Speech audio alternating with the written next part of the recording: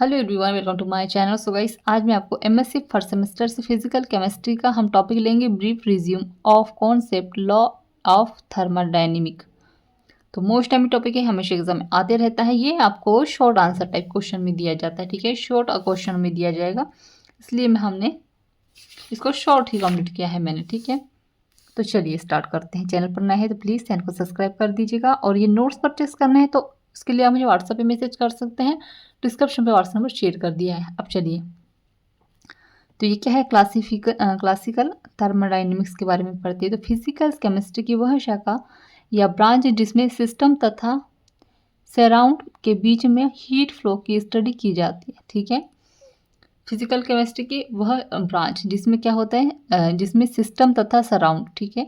अब ये सराउंड और सिस्टम क्या होता है, हम आगे समझ में आएगा हमको, कि बीच में हीट फ्लो है, ठीक है। जो हीट एंड समस्या, ये तो आपको हीट फ्लो की स्टडी की जाती है, इसे हम क्लासिकल थर्मोडायनेमिक्स कहते हैं। अब इनको दो भाग में डिवाइड कर दिया गया है थर्मोडायनेमिक को, ठीक है। तो थर्मो अलग है, डायनेमिक्स अलग है, ठीक है। थर्मो का मतलब क्या होता है, ऊष्मा ताप होता है, और ये क्या है, डायनेमिक्स यानी मोशन है, ठीक है। तो उसमें ताप का मोशन, अब इससे क्या रिलेट करता है ये हम आगे देखेंगे।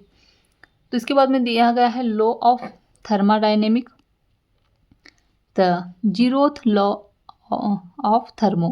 यदि दो वस्तु या तापीय साभ्य का तापमान समान होगा, ठीक है। इसमें कह रहा है कि दो वस्तु जिनका तापीय साभ्य क्या होगा, तापमान समान होगा। इसके अनुसार यदि दो वस्तु ए तथा बी किसी तीसरी वस्तु सी के साथ अलग अलग में हो तो तीनों वस्तु ए बी सी का तापमान समान होगा, इस तरह से,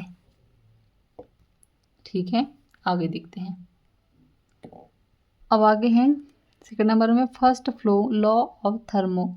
इसके अनुसार यूनिवर्स की कुछ एनर्जी संरक्षित रहती है, जैसे डी ई बराबर D Q plus D W.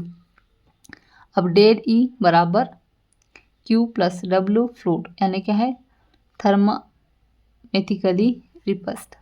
अब यहाँ पर देखिएगा, ये दिया गया है हीट ऑब्जॉर्व बाय सिस्टम, यानी क्यू प्लस चार्ज में है, ठीक है, पॉजिटिव है।